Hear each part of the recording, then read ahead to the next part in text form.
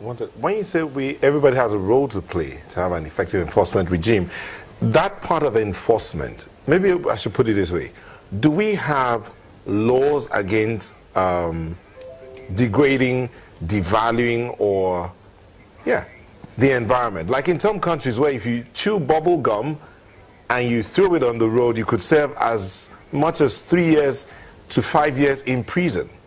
Do we have those kind of, maybe not so stringent, but do we have laws to ensure that people know there are consequences for damaging the environment, for lack of a better word?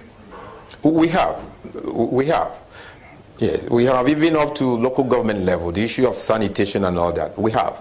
And quite some people too, both the corporate body and individuals. There have been issues of where people have been sanctioned effectively, but at the same time, as I said earlier, the effective implementation of these laws and regulations will depend more both on government and the individuals. And a lot that is going around to do with the level of awareness. There are different sectors, the forestry sector, the industry sector, all of them, there are various laws. Regulation right now, there are over, before the existence of NESRA, there are few regulations in place, but since NESRA came on board in 2007, we've had about 34 regulations in various sectors. They are not exhaustive. These regulations come on board according to need. So and their implementation, when they are gazetted into law, their implementation is something federal government does with the state government. There is this regulatory dialogue where everybody's role is clearly stated. What is the role of the federal government in the implementation of the regulation? What is the role of the state, even the local government, and then the private sector? So there are regulations for various sectors in the environment. Okay. Desmond, the theme for this year's Earth Day is environmental and climate literacy. What does that mean for the man on the street who's going to buy pure water, take his pure water and throw the sachet on the road in traffic?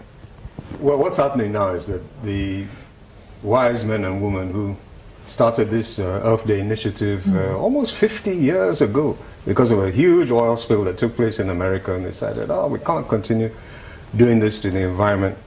And it's been celebrated every year on the 22nd of April, going on. And as time progressed, the scientific evidence of the importance of the environment started coming through, and also the factual evidence of the damage that we're causing to the environment started coming through.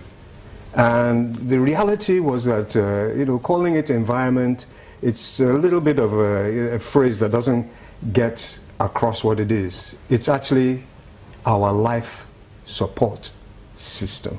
Everything that we require to stay alive.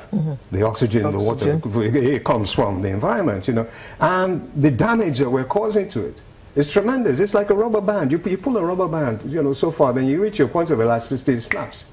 And what's happening now is that we're realizing that the pollution has been too much. So the man on the street, it's like, you're talking about climate change, climate, what's going on here? because they're not used to this. And that's why they decided, okay, we're going to now start to educate the children. And it's going to go deep into the school system. So the young people, like Dr. Abola's son, you should meet this young son of his. He brought him to the studio. I wish he was sitting right here now. This young boy of about 8 years old, he was educating me about clean energy and all this sort of thing. Fantastic. To educate the young people. But at the same time, the younger people also need to educate the government. And whilst our friend in Abuja is, he's doing a great job. Definitely, he's doing a great job. There are regulations, but you see, there's a classic disconnect, and that picture that we showed of the erosion at it's just after Lekki Beach, after Alpha Beach, massive erosion going on, is a classic example of the disconnect that is prevalent from the federal level, because 7 years ago We demonstrated against the erosion that was going on down the coast just after Bar Beach, at Lekki Beach, and the governor came. Eventually the president came at that time, and he said they would do something to, address this erosion from the federal level. Money was allocated. I don't know, maybe the money ended up in Osborne Towers or something. I don't know. But nothing was done from the federal level. It was now up to the state government to actually take the initiative to put these moles, these rock barriers, which actually started to protect the coast. So Kurama Water was protected, Oniru, Elegushi Beach was protected, Lekki Beach was protected, and then Lagos ran out of money because it's hundreds and hundreds of millions of naira to do these things. And wherever the mole stopped, the erosion continues. So you now have massive erosion continuing because of a disconnect from the federal level. And the question is, where was the federal government? Where is the federal government? Why weren't they able to do something to protect Lagos State? Is Lagos State not part of the Federation of Nigeria? So there's a lot of education to be done. We're fighting to protect our life support systems, our life protection systems, that coastline. Whilst it's a very nice place, and I'd love to be with Alero, where she puts her big toe into the beach water and so on. It's a nice place for doing all that, but it's also a vital protection line against the ocean. You don't have that coastline, it erodes. The ocean goes into the lagoon. The lagoon floods Banana Island, Ikoyi, and goes on to Yaba. It's a horrendous scenario that must be avoided at all costs. And the thing is that, Desmond, we don't seem to realize just how connected all these pieces of water are. All interlinked. We say, okay, it's VI, it doesn't concern us on the mainland. But we forget that they're all connected. Absolutely. I was going to ask a question, but before I come to you, let's get the DG to respond to this issue of the federal might to tackle coastal erosion. Now, this happened 7 years ago. Mr. Anukam, what's the situation? Why is it that it appears the federal government is not doing much to tackle this coastal erosion, especially the kind of situation we have there after the beach, the Lekki Beach and Alpha Beach?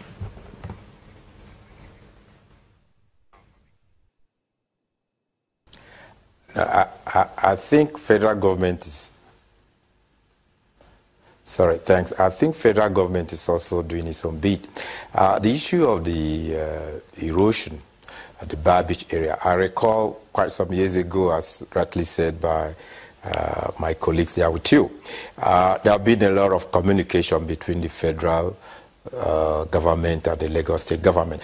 And the federal government too, through the Ecological Fund, they've had a series of committees and looking into that. I also see that government has not forgotten the issue. In the National Determined Contribution to Fighting Climate Change, a Nigerian document fully signed by the federal government, presented during the Paris Climate Change Conference in 2015. It was totally clearly there that the issue of flooding, the erosion, is something that has to be taken seriously. And that Bar Beach issue, I think federal government has not forgotten that, because we are aware, not just in Nigeria alone. If you drive through all the whole coast of West Africa, this is what you see. Even when you get to the foreign countries, if you get to Ireland, close to few places at the capital of such cities in the Western world, you notice the same thing. Even in the United States, the sea surge, there's a lot of environmental problems coming out, not just for us. But the issue then is how it's going to be tackled collectively by state and federal government. I'm not sure federal government has forgotten that issue. I commend the efforts put in place so far by the state government.